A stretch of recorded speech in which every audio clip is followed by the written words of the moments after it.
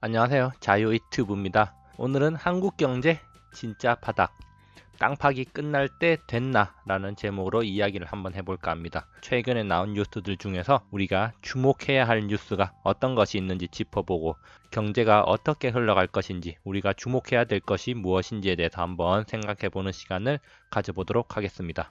한국경제 여전히 흐립니다. 12개월 연속 감소했습니다. 작년 말부터 경제가 힘들다는 이야기는 줄곧 있어 왔습니다. 매달 새로운 기록을 써가고 있습니다. 수출 한국의 비명 12개월째 뒷걸음질 치고 있다. 그러면서 반도체 회복이 지연되면서 12개월 연속 감소했다 그러고 있는데요. 반도체만 바라보고 있는 한국 경제 안타까울 따름입니다. 그러면서 12월 3일자 뉴스 기사로 근원 물가 상승률은 지금 외환위기 이후 최저치를 기록하고 있답니다. 경기 회복을 가늠하는 데 있어서 물가 상승은 아주 중요한 요소인데 지금 물가가 최저 수준을 기록하고 있답니다. 그만큼 우리 경제가 얼어붙어 있다는 건데요. 자, 이런 상황에서 한국은행이 좀 더 적극적인 액션을 취해야 되지 않을까 이런 생각을 또 한번 해보고요.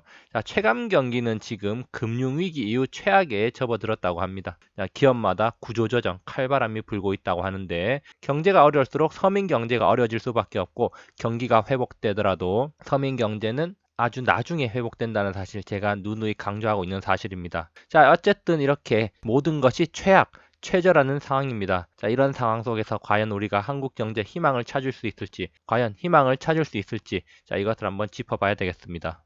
자, 몇 가지 주목해야 할 소식이 있습니다. 자, 우리나라 경제. 자, 미국과 중국에 달려 있습니다. 우리나라가 가장 수출을 많이 하는 나라가 바로 중국이고 그 다음이 미국입니다. 그렇기 때문에 우리나라는 중국과 미국 경제가 상당히 중요하고 이 두 나라가 어떤 액션을 취하는지가 중요한데요.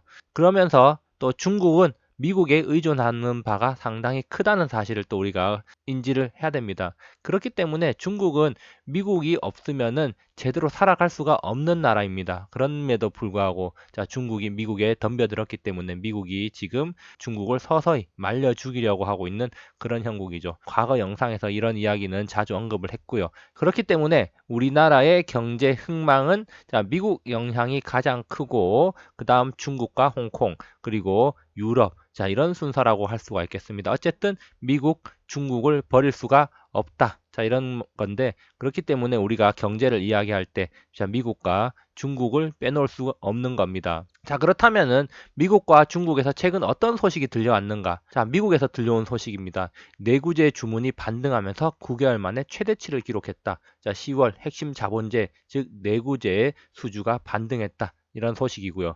그리고 중국 차이신 PMI 지수, 즉 제조업 지수가 51.8을 기록하면서 개선세가 뚜렷해지고 있다. 자, 이런 이야기입니다. 결국에는 중국 경제도 좋아지고 있다. 자, 이런 이야기인데요. 자, 미국에서는 내구재 주문이 증가하고 있고 중국에서는 제조업 경기가 좋아지고 있다. 자, 이런 소식인데요. 자, 그렇다면은 이런 것들이 우리나라 경제에 어떤 영향을 미칠 수 있는지 그것을 한번 짚어봐야겠습니다. 자, 그러면은 내구재 주문 반등이 의미하는 것 한번 살펴보겠습니다. 과거 영상을 꾸준히 봤던 사람들은 자, 여기에 대해서도 과거에 언급한 바가 있기 때문에 복습 차원에서 한번 다시 들으면 좋을 것 같습니다. 자, 미국 내구재 주문이 증가했다. 자, 그렇다면은 이것은 미국 산업 생산에 영향을 미치는 것입니다. 그리고 순차적으로 한국 수출에 영향을 미치게 되는데요. 파란색 선이 내구재 주문이고요. 그리고 여기 빨간색 선이 산업 생산입니다. 내구재 주문 같은 경우는 지금 월별로 변동폭이 약간 큽니다. 좀 크게 움직이는 경향이 있죠. 자, 그에 비해서 산업 생산은 변동폭이 적게 움직이는 흐름이 있습니다. 자, 그러면서 지금 여기 조금 더 디테일하게 보시면은 자, 내구재 주문이 먼저 반등을 해서 올라가면은 조금 더 뒤에 산업 생산이 반등해서 올라가고 자, 내구재 주문이 먼저 꺾여서 내려오게 되면은 산업 생산이 좀 더 천천히 꺾여서 내려온다. 자, 이런 모습 우리가 확인할 수 있는데요. 어쨌든 내구재 주문이 그러면 먼저 상승하면은 뒤따라서 산업 생산이 상승하고 내구재 주문이 먼저 하락을 하면은 산업 생산이 하락하는 그런 경향을 보이더라. 자, 그래서 2018년 들어서는 지금 그 내구재 주문이 하락세를 이어갔죠. 그러면서 산업 생산도 이렇게 하락세를 이어갔습니다. 자, 그런데 지금 바닥을 찍고 9개월 만에 최고치 반등세를 보일 기미가 나타났다. 그렇다면은 이렇게 내구재 주문이 다시 상승세로 돌아선다면은 산업 생산도 천천히 상승 추세를 따라갈 가능성이 높다. 우리가 이렇게 생각할 수가 있겠습니다. 그러면 또 한 가지 우리가 살펴봐야 될 거, 이 산업 생산이 우리나라 수출에 어떤 영향을 미치는가. 자, 여기 파란색은 우리나라 수출 증감률을 나타낸 거고요. 빨간색 선은 아까 전과 마찬가지로 산업 생산 증감을 나타낸 겁니다. 자, 아까 전에는 파란색이 내구재 주문이었는데 이번에는 수출 증감으로 바뀌었다는 점 인지를 하면 될 것 같습니다. 자, 그래서 보면은 아까 전과 같이 산업 생산은 변동폭이 상당히 느립니다. 자, 그런데 이에 반해서 한국의 수출 증감은 변동폭이 상당히 크다는 거 확인할 수 있는데 그 추세가 지금 거의 동일하다는 거죠. 그래서 이 산업 생산 추이가 하락할 때는 우리나라 수출이 더 크게 하락하고 다시 반등해서 위로 올라올 때는 우리나라 수출이 큰 폭으로 증가하고 있다는 사실입니다. 그리고 지금 2008년 들어서 산업 생산이 지속적으로 하락을 했고요. 우리나라 수출도 2007년 후반기부터 지속적으로 하락하는 모습 보여주고 있다는 거 확인할 수 있습니다. 그래서 지금 12개월째 마이너스 기록하고 있다는 점 우리가 아까 전에 살펴봤습니다. 그렇다면은 미국에서 내구재 생산이 반등을 하고 산업 생산이 이렇게 또 따라서 반등을 한다면 우리나라 수출은 더 큰 폭으로 이렇게 올라갈 수 있지 않을까? 자, 이런 생각을 해 보는데요. 그렇기 때문에 우리는 미국의 내구재 주문 반등 이것을 아주 눈여겨봐야 되고 지금 9개월 만에 최대치를 기록했다. 서프라이즈를 기록했다는 점 우리가 눈여겨봐야겠습니다. 자, 그렇다면 수출이 증가하면 당연히 코스피 지수에 영향을 주겠죠. 자, 여기서는 내구재 주문하고 코스피의 12개월 선행 EPS 변화율을 나타낸 건데 미국의 내구재 주문과 거의 똑같이 코스피가 움직이는 거 확인할 수 있죠. 자, 그렇다면은 2018년 들어서 내구재 주문이 하락하고 산업 생산이 하락하고 수출이 줄어들면서 코스피의 이익률도 하락을 했는데요. 그런데 지금 내구재가 다시 반등할 기미가 보이고 있다는 것은 수출 증가와 함께 코스피도 상승할 가능성이 높다는 것을 의미한다. 자, 이렇게 우리가 생각을 해 볼 수가 있겠습니다. 어쨌든 우리나라 수출에 있어서는 미국의 영향력이 상당히 크고 중요한데 서비스나 소비재 지출이 중요한 게 아니라 내구재 소비가 중요하다는 사실이 여지없이 드러나고 있다는 점 우리가 기억을 해야 됩니다. 그리고 또 한 가지 중요한 점, 중국 PMI 지수가 살아나고 있는 중입니다. 자, 중국 제조업이 서서히 살아나고 있다고 합니다. 그렇다면 당연히 한국에는 긍정적이죠. 자, 중국 제조업이 살아난다는 것은 중국 수출이 증가할 수 있다는 건데 우리나라는 중국에 많은 중간재를 수출하고 있다는 점에서 중국에 대한 수출도 다시 증가할 가능성이 높다는 겁니다. 그래서 최근에 차이신 제조업 지수가 상승세를 이어가고 있다는 점 우리가 확인할 수 있고요. 중국 제조업 지수가 크게 개선됐다는 소식이 들리면서 아시아 증시가 일제히 상승했다 이런 뉴스도 나온 바가 있습니다. 이것이 바로 12월 2일 뉴스 기사고요.